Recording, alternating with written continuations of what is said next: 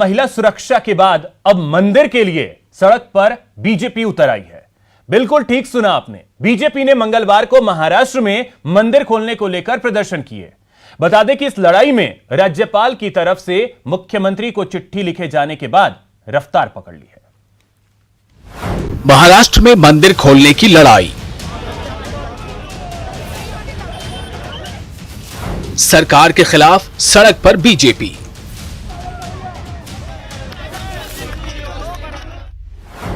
राज्यपाल मुख्यमंत्री आमने सामने। मंदिर के लिए महासंग्राम।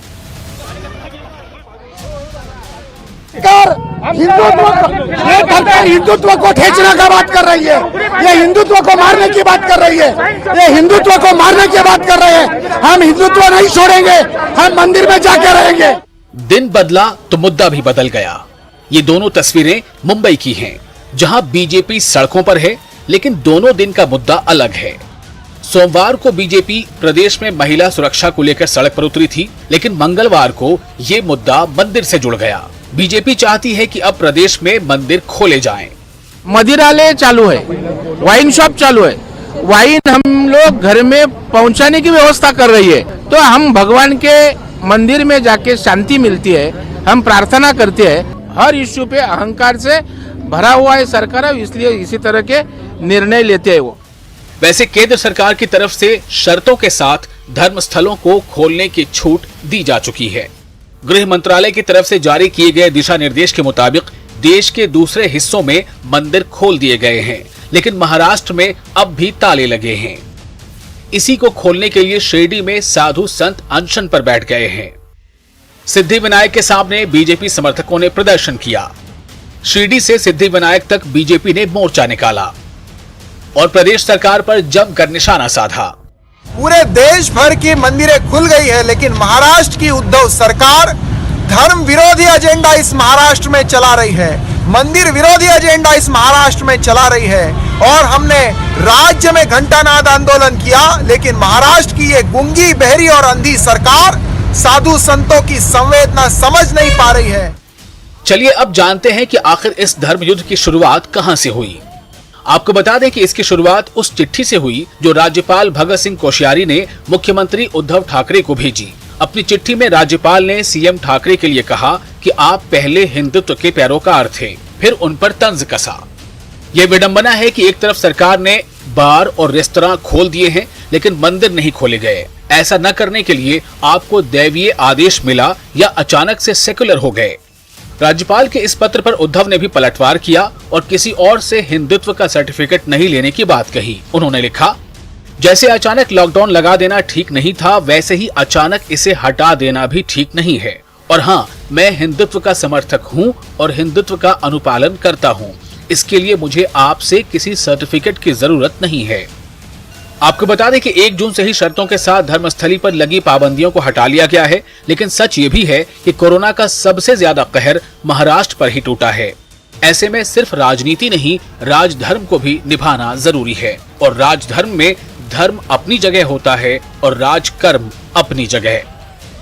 Bureau report, news 18 network. और अब बात सीबीआई की, जो हाथरस कांड में एफआईआर दर्ज करने के बाद एक्शन में दिख रही है। सीबीआई की टीम ने मंगलवार को न सिर्फ गैंगरेप की घटना वाली जगह पर क्राइम सीन की जांच की, बल्कि पीड़िता के भाई को भी पूछताछ के लिए अपने साथ ले गई।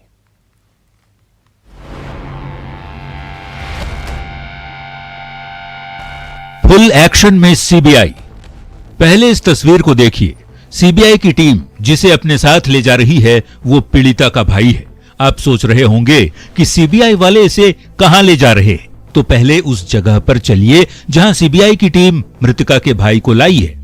तो मैं हाथरस के एक सीबीआई के बेस कैंप पे हूँ। बेस कैंप यानी कि जहाँ पर सीबीआई ठहरी हुई है, जो क्राइम लोकेशन है, जहाँ पर क्राइम लोकेशन से तकरीबन 27 मिनट का जो फैसला है वो तय करने के बाद सीबीआई का एक बेस कैंप बनाया गया है। जो दुष्कर्म पीड़िता है उसका भाई से यहीं पे लाकर उससे पूछताछ चल रही है। अब सवाल है कि आखिर यहाँ पीड़िता के भाई को सीबीआई की टीम लाई क्यों है, तो चलिए अब ये भी जान लीजिए। और पूछताछ करने का जो मुख्य बिंदु है कि किस तरह से उसने इस पूरे मामले को देखा, किस तरह से उसने आरोप लगा रहे थे। आपको बता दें कि सीबीआई की टीम गांव पहुंचती उसके ठीक पहले पीड़िता की मां की तबीयत बिगड़ गई।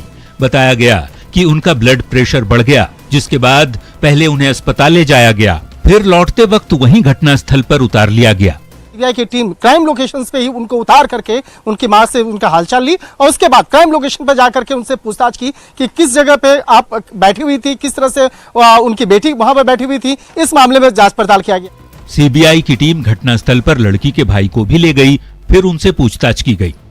उसके बाद जो यही सवाल जवाब उसके भाई से भी किया गया, यानी जो दुष्कर्म की पीड़िता रही है उसके भाई से भी वही सवाल जवाब किया गया और ये देखने की कोशिश की गई थी कहीं उसके बयान में कहीं विरोधाभास तो नहीं है। घटनास्थल के बाद सीबीआई की टीम उस जगह रवाना हो गई जहां पीड़िता का शव जलाया गया था। वहां भी सीबीआई ने लड़की की मां और भाई से पूछताछ की। जहां पर जिस स्थान पे उसका दाह संस्कार हुआ वहां पर सीबीआई की टीम आखिर क्यों आई? दरअसल वहां पर जो नमूने उठाए गए, जो कुछ हड्डियां वहां से उठाई गई, इसके साथ ही जो जले हुए लकड़ी के जो बुरादे हैं वो उठाए गए, तो उसकी एक फॉरेंसिक एग्जामिनेशन करने घटनास्थल और दाह संस्कार की जगह पर जांच और पूछताछ के बाद सीबीआई की टीम पीड़िता के घर पहुंची, जहां पीड़िता के परिजनों से पूछताछ की गई। पूछा गया कि घटना वाले दिन किसने क्या देखा था।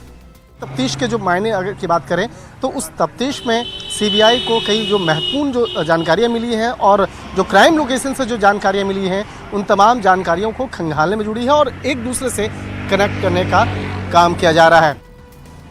आपको बता दें कि हाथरस कांड में दूध का दूध और पानी का पानी करने के लिए सीबीआई की टीम में एक अहम महिला अधिकारी को शामिल किया गया है। चलिए अब उसके बारे में भी जान लेते हैं।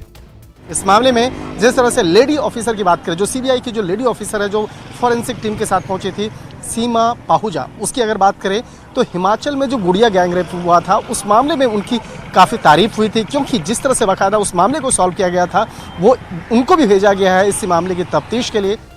मतलब साफ है कि यूपी सरकार इस मामले की सच्चाई सामने लाने के लिए कोई कोर कसर नहीं छोड़ रही। सीबीआई जिस तरह से इस मामले की तफ्तीश कर रही है, कहा जा सकता है कि आने वाले वक्त में सीबीआई इस मामले का समाधान जल्द से जल्द कर सकती है। वीडियो जर्नलिस्ट प्रकाश गुप्ता के साथ शंकर आनंद, न्यूज़ 18 हाथरस। और अब बात एक बंद शराब फैक्ट्री की जो लबालब शराब से भरी थी। इससे भी चौंकाने वाली बात यह कि फैक्ट्री तो देसी शराब की थी, लेकिन वहां धड़ल्ले से अंग्रेजी शराब बनाई जा रही थी। उस पर से तुर्रा यह कि आबकारी विभाग और पुलिस को कुछ नहीं पता। अब फैक्ट्री पकड़ी गई, पोल खुली है तो सभी बंगले झांकने को मजबूर हो गए हैं। गोल्डन बॉटलिंग प्लांट में बड़ा गोरख धंधा।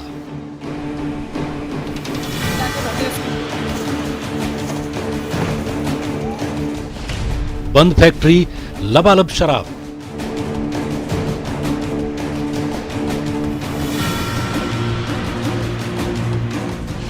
देसी की आड़ में अंग्रेजी का धंधा।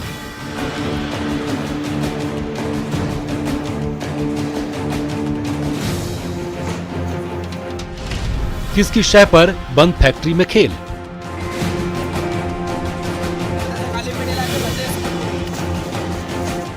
भिवाड़ी के बंद गोल्डन बॉटलिंग प्लांट में जो कुछ हो रहा था वो कैसे हो रहा था, उसके पीछे किसका दिमाग और किसका पैसा काम कर रहा था, ये कुछ सवाल हैं जिनके जवाब अब खोजे जा रहे हैं। लेकिन असल में यह क्या हो रहा था पहले ये जान लीजिए। ये देसी शराब बनाने की फैक्ट्री थी जो कई सालों से बंद थी सबकी नजर में, लेकिन फैक्ट्री में शराब बन रही थी, वो भी देसी नहीं विदेशी। जी हाँ, अंग्रेजी, वो भी बड़े पैमाने पर। इस सच्चाई का खुलासा होते ही जैसे पब्लिक से लेकर प्रशासन तक में हड़कंप मच गया। सवाल उठे तो जवाब देने के लिए आबकारी विभाग के अधिकारी जितेंद्र सिंह सामने आए और सुनिए उन्होंने क्या कहा। कंपनी के 50 मेरा भी है, मेरे पास लक्ष्मणगढ़ और भिवाड़ी का चार्ज है। हमारा मेन काम फील्ड का होता है, आपका निरीक्षक का, तो इसलिए अपेक्षा बहुत कम समय दे पाते हैं। दूसरी बात है, कंपनी के मेरे से पूछताछ की, इन्होंने न कोई प्रोडक्शन किया न किसी कागज में साइन कराए, ठीक है।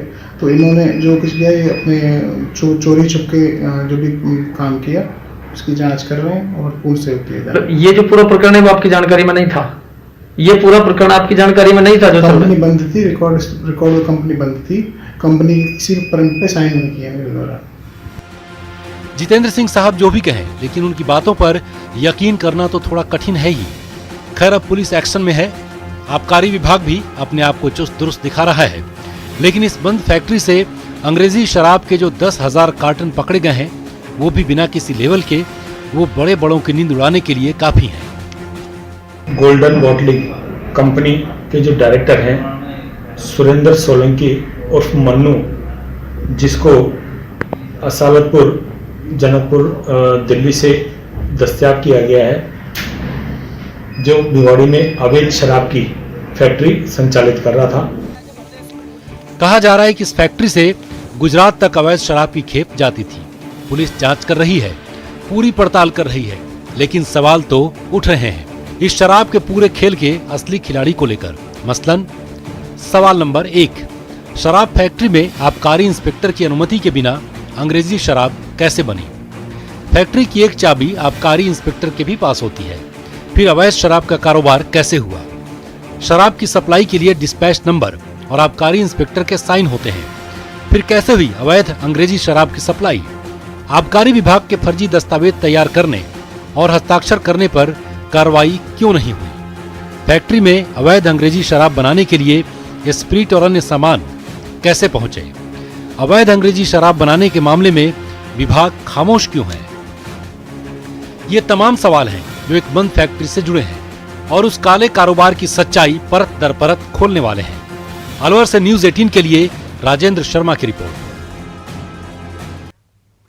ब्रेक के बाद आपका स्वागत है। खबर पुणे से है, जहां पिंपरी चिंचवड़ पुलिस ने ज्वेलरी शॉप में सेंधमारी कर लूट करने वाले बड़े गिरोह का भंडाफोड़ किया है। तस्वीरों में आप जो गहने देख रहे हैं, इसकी कीमत 1 करोड़ 11 लाख रुपए है। इसमें 10 किलो चांदी, 750 ग्राम सोना और 2 इको कार शामिल हैं।